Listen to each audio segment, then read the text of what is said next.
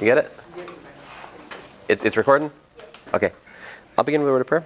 Heavenly Father, we, again, Lord, thank you for this class. And I just thank you for this time we have. I just pray that you'd help us to understand these problems we just did together and help us to use this time for your glory, Lord. In your name I pray. Amen. It's important that I pray at the beginning of the video, otherwise certain people will not be annoyed. It's important, like a certain subclass of internet watchers who are very annoyed I pray at the start of classes. And so like if I ever post a video without a prayer at the start, I feel like I'm sort of missing a chance to poke them. So I don't know, there's like a, there's this one video in my complex analysis where there's like reply, counter reply, reply, counter reply, like they're like 30 deep at this point, like atheist versus, they're not even, I wouldn't say they're necessarily theists, they're just against people who are dogmatically atheist. Did they at least use math to back themselves up? I don't know, I lost track at some point, I kind of watch on with amusement personally. But, so here, I hope this works out better than my example from yesterday. Let's find out. So, draw my number line. All right. What data do I have? It's centered at minus 1. That's the center. All right. From this tells me it's centered at minus 1.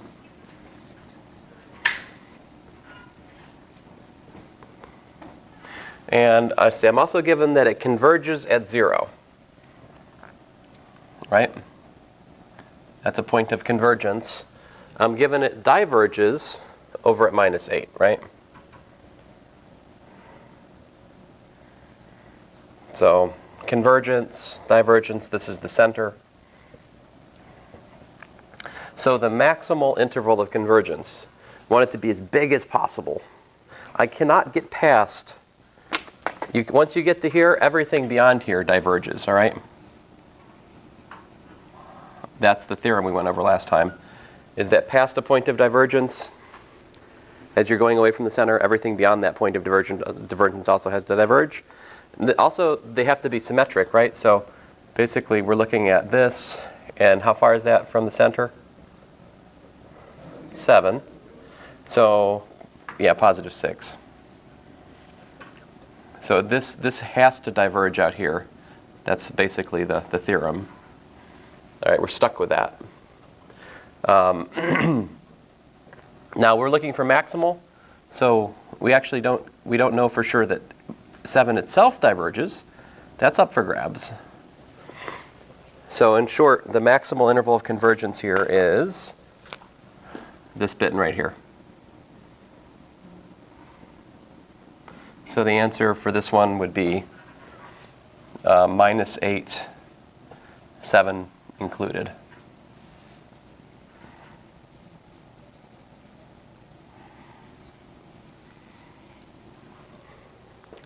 Let's see here. On the other hand, the minimal one, right? I'll draw the number line again. So here's my minus 8, and here's my x naught. Here's my point of convergence, 0. All right. So what is this? What is this 0 here? It requires that we have convergence from here to here. This is required convergence. If you have that a point 1 unit away from the center converges, that means all points closer than 1 unit from the center have to converge for the power series. Actually, a little bit more than that. It has to converge absolutely. It's even nicer than just plain convergence of the series. So that would actually be it. That's the minimal.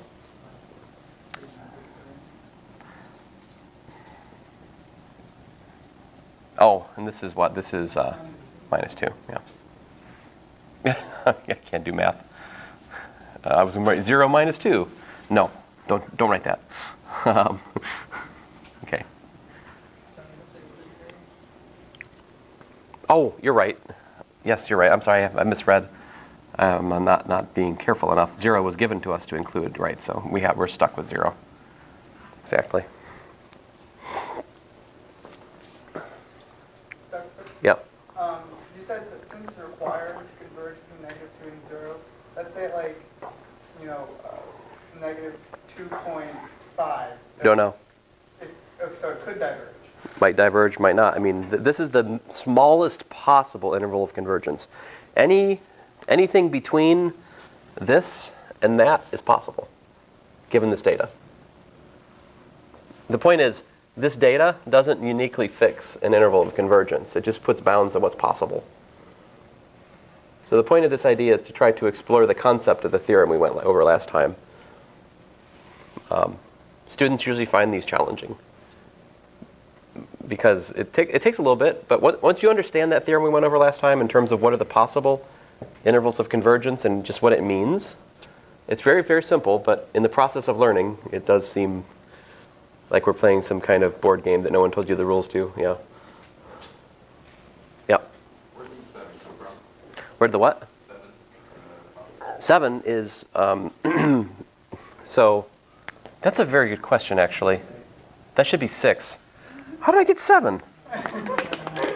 Did someone here say 7, and I just believed it? Oh, it was supposed to be 7 over from -1.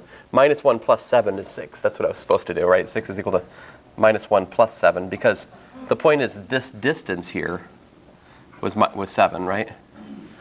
So it's symmetric, so it should be 7 on the other side. So yeah, that should be a 6. Thank you.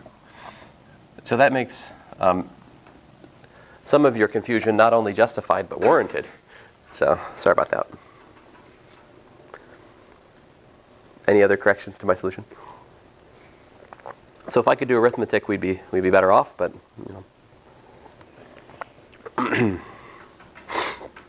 Now this one here,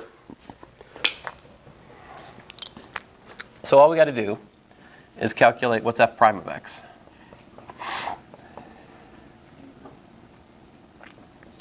What's f prime prime of x? Minus 1 over x squared. What's f prime prime prime of x?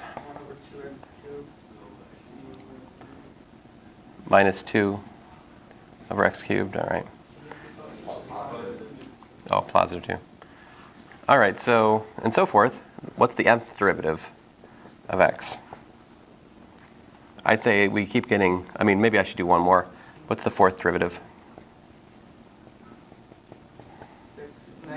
-6 over, right? In other words, this is minus 3 factorial over x to the 4th, right? This was 2 factorial over x to the 4th, right? So the pattern is the nth derivative at x is equal to, is it -1 to the n? Do we agree with -1 to the n times n factorial over x to the n? Do you guys agree or disagree with that? I mostly agree with it, but I think we're off by just a smidgen. Right, because n equals 1 is positive, n equals 2 is negative, n equals 3 is positive, right? So this is off by either -1 or +1 here. I'll put +1. What's that? And what? It does. And the n is also wrong, right? Is it n factorial? No, it's not n factorial. It is what factorial? N minus 1 factorial, right? See, at 3 we have 2, at 4 we have 3, at 2 we have 1, at 1 we have 0 factorial. All right, so now that we've cleaned up the pattern, we can evaluate this at A. So we are assuming, to make this make sense, we need A is positive, right? 0 factorial 1. Yeah, 0 factorial is defined to be 1. For this sort of reason exactly, so it fits these kinds of patterns.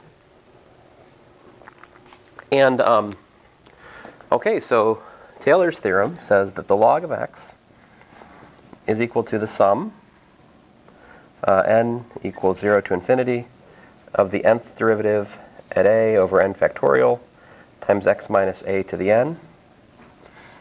And so what we get, now I will tell you, I'm cheating a little bit. I'll explain. Well, I explained some on the videos. If you watched the videos, I hope you did. One of the things I showed was that the exponential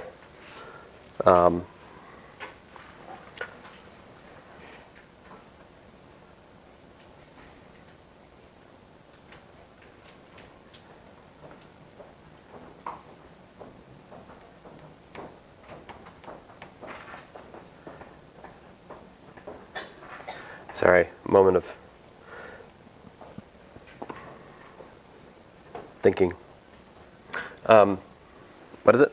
I don't think the videos really covered Taylor's theorem. But not really much.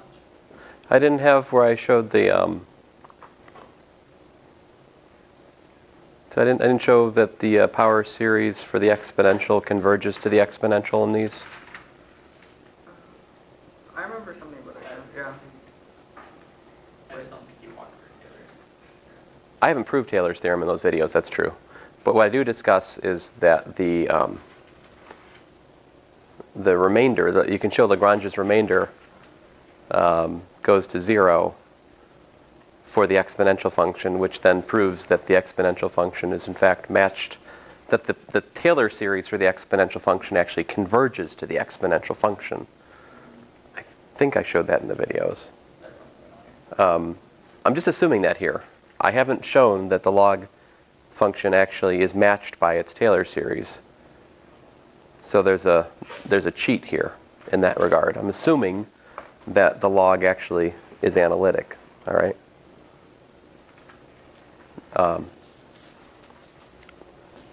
So in other words, anyway, so assuming that the log is analytic, this proves then that the power series for the log is just this. If I haven't made a silly mistake, let's see, minus 1 to the n plus 1 and minus 1 factorial.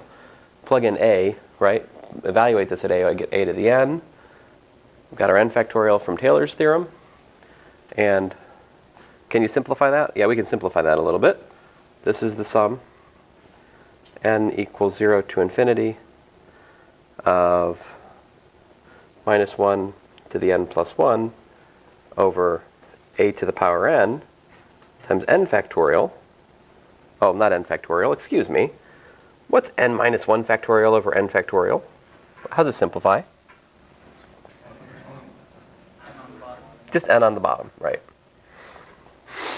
So n factorial is n minus 1 factorial times n, so the n minus 1 factorials cancel. And just leaves you the n. And so there you go. That's the Taylor series for the log centered at a.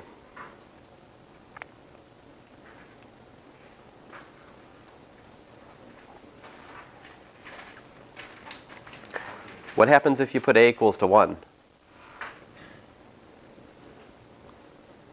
Put a equals to 1, we get 1 to the n down there, right? And we just get minus 1 to the n plus 1 over n times x minus 1 to the n, which I think we derived another day, didn't we? I can't remember, but we might have done that with the geometric series trick. But this, of course, works for arbitrary a, which is kind of nice.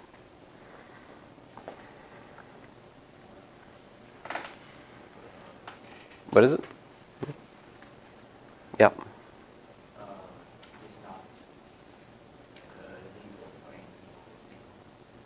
Not legal for n equal to 0. Oh no. Curses. Mr. Wynn has made a very useful comment. So my cancellation of n minus 1 factorial over n factorial as n is only legitimate for what? That's funny, right? Oh, that's funny. Let's see, so n minus 1 factorial over n factorial is equal to n minus 1 factorial over n minus 1 factorial times n. That's only true for n greater than or equal to 1, right? As is painfully obvious from that formula. Thank you. So what should I do? Make a 1 here, right? And then I have to do what? Add something.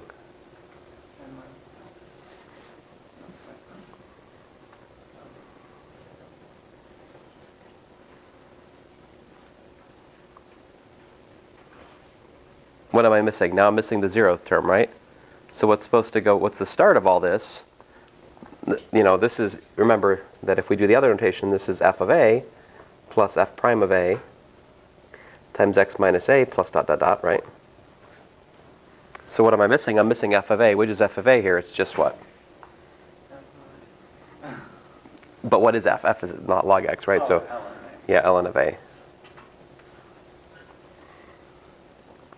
Thank you. And again, it's kind of cool, right? When we put in a equals to 1, what happens to log a? Right, it's gone. And then we're back to that example we worked before with geometric series techniques. Okay, guys. What about over with n minus 1 factorial 0? What's that? When you put it in 0 for n minus 1 factorial. If I put n equals to 0 into n minus 1 factorial, I've got minus 1 factorial. What's that mean? That's what I'm wondering. We don't know in here. I mean, questions of extending the factorial are interesting questions that lead you to the gamma function, right? Gamma function is some sort of continuous extension of the factorial to non-integer values. And then if you look at that in the complex domain, you can ask questions like, how does that extend in the whole complex plane? These are interesting discussions, but these are not calculus 2 discussions. So that second part was Yeah. valid either. Second, I'm sorry. The part that has the n minus 1 factorial. The n minus 1 factorial is well and good for this expression still needs it preparing, right? So you still need that. N equals 1 and the first one. Yeah, thank you. If that's what you're asking. I mean, I fixed it over here. I need to fix it there too, sure enough. So the point is that the 0th case is special here, yeah. The systematic cancellation of the factorials only is good for n greater than or equal to 1. Thank you, guys. Yeah, that's the worst thing. Like last semester, I taught 2 sections of Calc 2, right? And one of them was at 8:15. And I assure you, 8:15 is the wrong time to try to teach Calc 2. It is not right. I'm a little nervous that our Calc 3 that I'm teaching next semester is at 8:15. See you there. 8:15 is not cool. But it is what it is. Like I have, you know, we can't schedule anything anymore. Whatever. But anyway, what invariably would happen is I would work something in the 8:15 section, right? And then I would be working through the same example in the section right after it. And then we'd find all these errors. And I'd be like, nobody in 8:15 section ever says anything about anything I do wrong. They just let it sit there. And then the thing is, I would teach in the same class right after it. So I'd find it in the second section and be like, does anyone in the first section understand anything? See, this is very good. You guys are stopping me when I make silly mistakes. It's very important to do that. All right, anyway, so how about this one? We're trying to find the Maclaurin series. That means what? Center? X naught equals to 0, or if you like A. I've been waffling back and forth between using X sub naught or using A for the center. Anyway, so let's see here. What's f prime of x? Alpha times 1 plus x, right? To the alpha minus 1. What's f prime prime of x? Alpha times alpha minus 1. 1 plus x to the alpha minus 2. And so forth and so on. So the nth derivative of x is alpha times alpha minus 1 times alpha minus 2.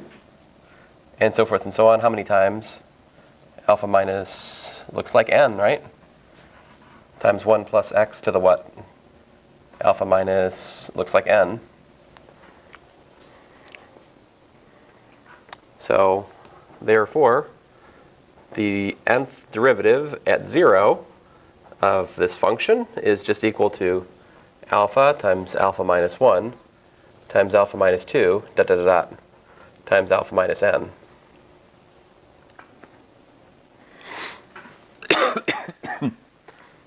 And so, assuming the function's analytic, we get this. 1 plus x to the alpha is equal to the sum n equals 0 to infinity, alpha times alpha minus 1 times alpha minus 2, times alpha minus n, all divided by n factorial, times what? Times x to the n. Yep. For the nth derivative, Uh-oh. should it be Schnikes. the last alpha minus n minus 1 times 1 plus x? Oh, thank you. Yes, yes. I knew something was too good to be true here. You're right. Because this one only goes to 1. That's 2. We got the 1. So let's see here. I could either write that as in parentheses minus 1, or I could write it minus n plus 1. What do you guys want? I'll write it like this. Or if you like, alpha minus n minus 1 would be equivalent. So let's see here. Yeah, let's fix that. So I got to add 1 here. And I got to add 1 here. Although, I don't know, I think I kind of like this for the pattern more, you know.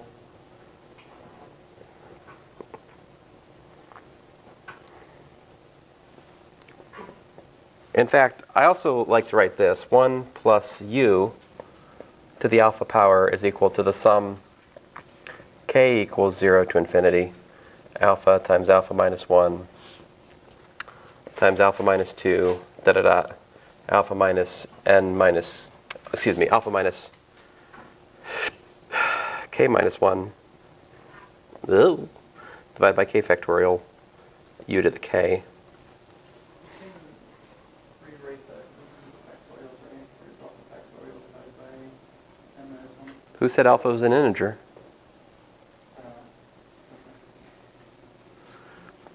But you're right. What happens when alpha is an integer? What happens?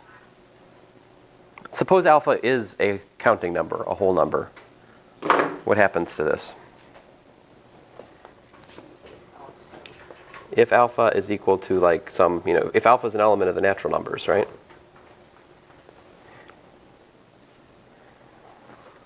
Suppose alpha equals to 3 for a second.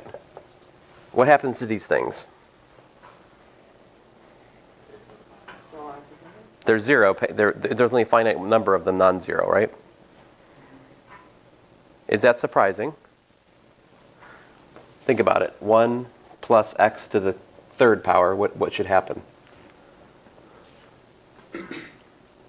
Right? You don't need a series to capture this, right? It's just 1 plus 3x squared plus 3x plus x cubed, right? So it's not a series, right? Actually, if alpha is a natural number, we already have this theorem from algebra. It's called the Binomial Theorem. Right? What's the Binomial Theorem say? Do you guys know?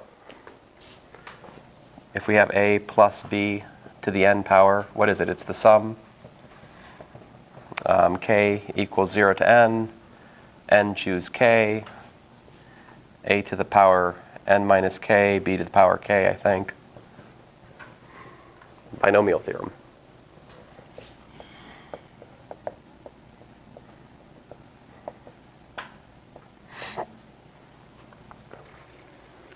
Does this look at all familiar? I don't know. Do you guys? Do you know how to find these? These are n choose k. Like, I can find them for small n easily. Use Pascal's triangle.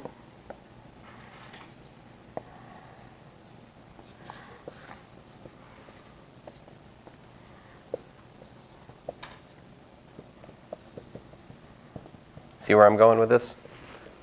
So like, for example, to say a plus b to the 5th power, so it's n choose 0, a to the 5, b to the 0, plus n choose 1, a to the 4b, plus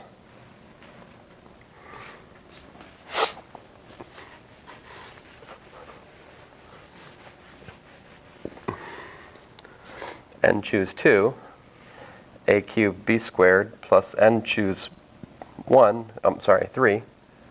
I keep saying n, but n is what here? I'm an idiot. 5, right? 5 choose 0, 5 choose 1, 5 choose 2, 5 choose 3. That's a to the 4th, a squared, b cubed, and plus 5 choose 4. a b to the fourth, and then finally plus 5 choose 5, b to the fifth, times a to the 0, b to the fifth.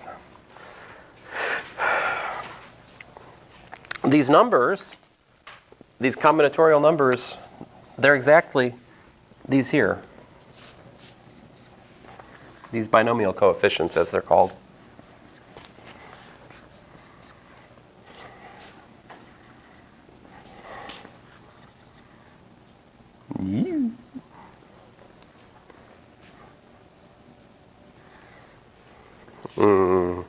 Yeah, Pac-Man. Yeah. Now, in your statistics class, or wherever you talk about counting, you should discuss how these coefficients have to do with how many different ways there are to choose, like 2 things from 5 things. There are apparently 10 ways, right? But this also gives us like a pretty slick way to expand things, right? Like a plus b to the fifth is actually a to the fifth plus 5a to the fourth b plus 10 a cubed b squared plus 10 a squared b cubed plus 5a b to the fourth plus b to the fifth. I don't know about you, but it would take me a while to multiply that out without this theorem. This is the binomial theorem. You may or may not know it. I think I've talked about it in here before, early on, right? I did. I remember I drew that triangle over there at some point. First week, I think. But this, what I'm just asking you to derive in your quiz, and I don't expect that you guys actually got through this. I just was wanting you to start working on it so you'd appreciate what I did more when we got here. If you were here and you took the quiz, you're going to get full credit, okay? So just do your best in the time you have and try to understand the problems. That's the point of the quiz, okay? So here, this is a generalization of the binomial theorem. It says what happens if instead of taking, and of course we don't have a and b, I've got 1 plus something to keep it prettier, but this basically tells us sort of the extension of the binomial theorem to non-integer powers, right? When it's not a whole number, you actually need a series of things to capture it. Let me show you, like, the thing that you most often see from this is just using the first few terms in it, all right? So, for example, if we just want to find the first 3 terms in, say, 1 plus x squared to the minus 1, right? So this is alpha here. So let's see here. What happens? 1 plus, oh man, u, sorry. 1 plus u to the alpha. Alpha is equal to minus 1. Oh, if you don't mind, I'm going to just change the notation for a second so you make sure you follow the pattern. So what are the first 3 terms in the binomial series? 1, right, plus alpha u, plus, let's see here, what's the next thing? 1/2 alpha times alpha minus 1, u squared, and so forth. All right, that's the first 3 terms anyway here. And so this, see, alpha's minus 1, right? So I get 1 minus x squared plus 1/2 minus 1 times minus 2, and then that's x squared squared. Anyway, let me clean it up. 1 minus x squared looks like plus x to the 4th. So there you go. That's the first 3 terms in the series expansion of 1 plus x squared to the minus 1. Let me write that a different way. In other words, 1 over 1 plus x squared, right, is equal to this series. Now, I guess that's not especially surprising, is it? We knew how to do that already, didn't we?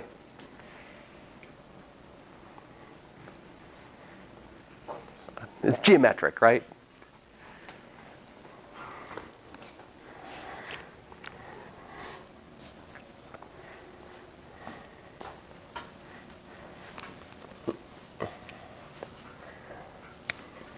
How about this, though? Square root of 1 plus x cubed would be equal to what? We could think of this as 1 plus u to the 1/2 power, right? U equal to x cubed. So this would be equal to what? 1 plus alpha is a half this time, right? So 1 plus alpha u plus 1/2 alpha times alpha minus 1 u squared. I'll do the next term. The next term is 1 over 6 alpha times alpha minus 1 times alpha minus 2 u cubed. All right? And so here the binomial series, what's it look like? It looks like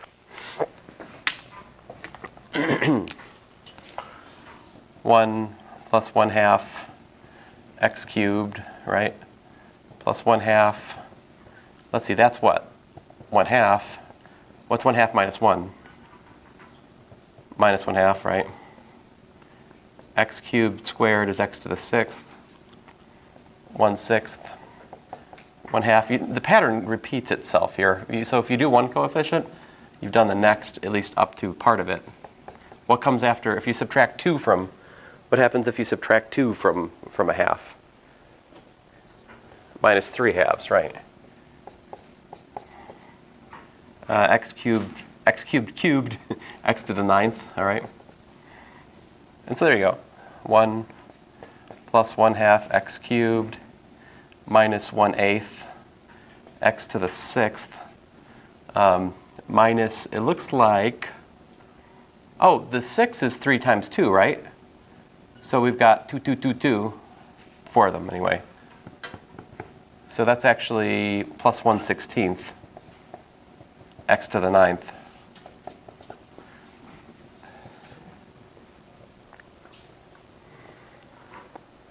So this example is pretty important because it allows us to find nice expansions of pretty common functions without a lot of work. This is the binomial series. I do not understand why more calculus books do not make this part of the standard material. To me, the fact that so many calculus books relegate this to the exercises is an indictment on our society. I mean, it's not a good thing. Because this is one of the central things that's used in science applications of Calculus 2. So many times in my physics, I struggled with the following. I'd have like 1 over, 1 plus x, like this, right? And then it would be equal to 1 minus x. And I was like, what? What? What?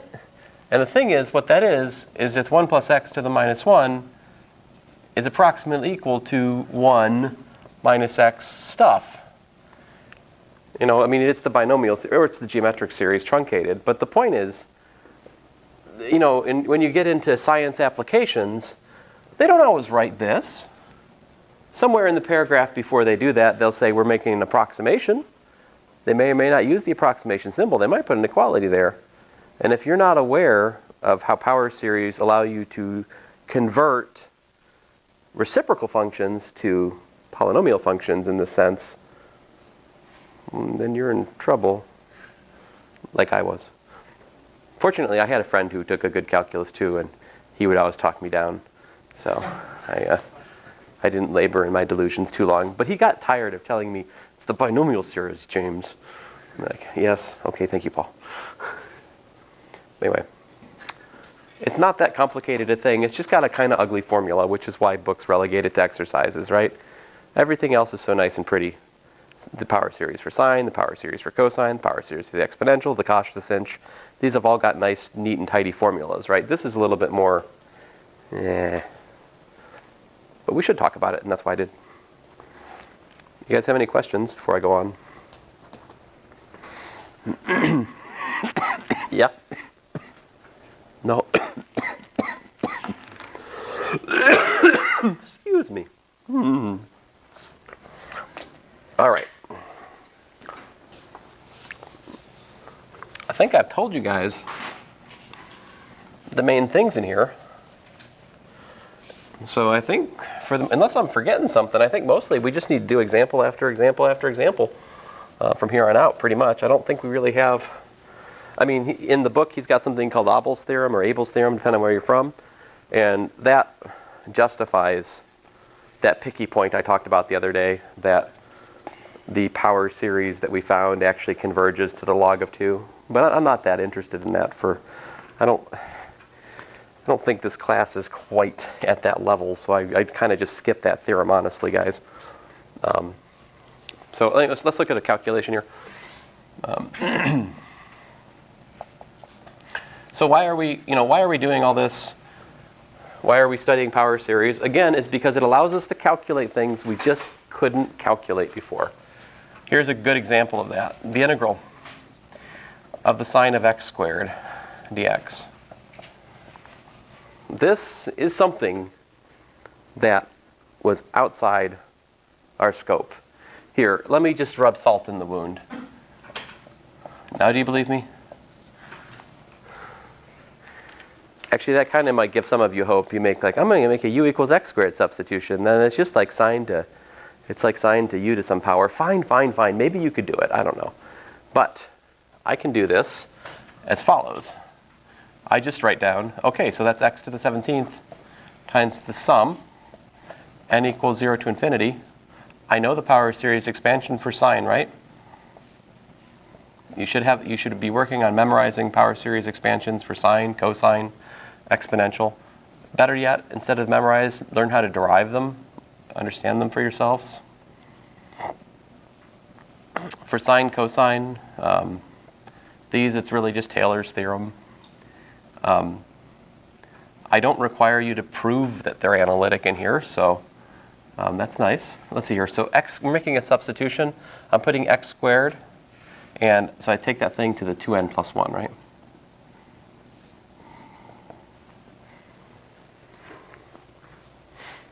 So do you guys understand what I did? The series for sine, the sine series, is minus 1 to the n divided by 2n plus 1 factorial, whatever the argument of sine is to the 2n plus 1. Right here the argument is x squared, so I put that there. And then we just have to clean things up a little bit. This is the integral of the sum, n equals 0 to infinity, minus 1 to the n over 2n plus 1 factorial, x to the, let's see here, laws of exponents, so that gives me 4n plus 2, but 2 plus 17 is what? 19, right?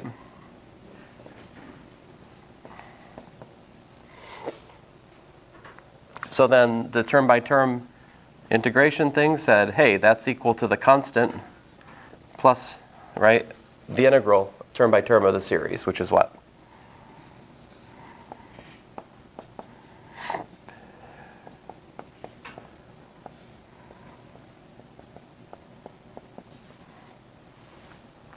So I do 1 over 4n plus 20,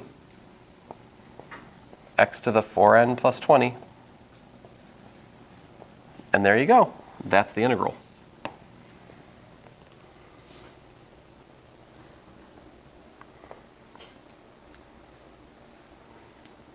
And it's not just some esoteric math thing, right? I can rip off as many terms of that power series as I want to approximate the antiderivative of that integral as accurate as I like. And if I sort through the details of Lagrange's remainder, I can give a precise account of how far off that power series is, that Taylor polynomial is, to the actual antiderivative if I wanted to, right?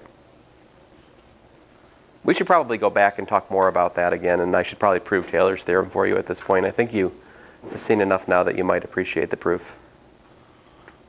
But tomorrow we do have time for homework questions, so I'll try to start with that, all right? Thanks, guys.